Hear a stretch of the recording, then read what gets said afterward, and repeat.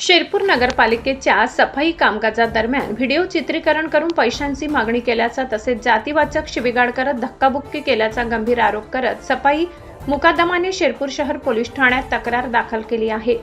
या तक्रारीवरून शेख मोहसिन शेख रऊफ यांच्या विरुद्ध अॅट्रॉसिटीसह विविध कलमान्वये गुन्हा दाखल करण्यात आला असून शहरात खळबळ उडाली आहे। या प्रकरणी तालुक्यातील निमझरी येथील बजरंग वंसाराम भिल वय 40 यांनी फिर्याद दाखल केली आहे। फिर्यादीनुसार बजरंग भिल हे गेल्या अनेक वर्षापासून नगरपालिकेच्या सफाई ठेकेदाराकडे मुकादम म्हणून कार्यरत असून त्यांच्या हाताखाली सुमारे 55 ते 60 मजूर काम करतात।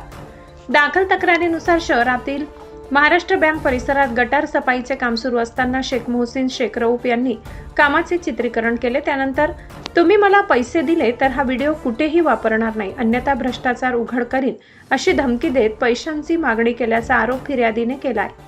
तसेच काही दिवसानंतर कुंभारटेक परिसरात गटार सफाईचे काम सुरू असताना संबंधित पुन्हा घटनास्थळी आल्याचे तक्रारीत नमूद करण्यात आले आहे। यावेळी सफाई कामगारांना जातीवाचक शिवीगाळ करून कामात अडथळा आणला तसेच धक्काबुक्की करून धमकावल्याचाही आरोप करण्यात आलाय। या घटनेनंतर कुटुंबियांशी चर्चा करून बजरंग भिल यांनी शिरपूर शहर पोलीस ठाण्यात तक्रार दाखल केली।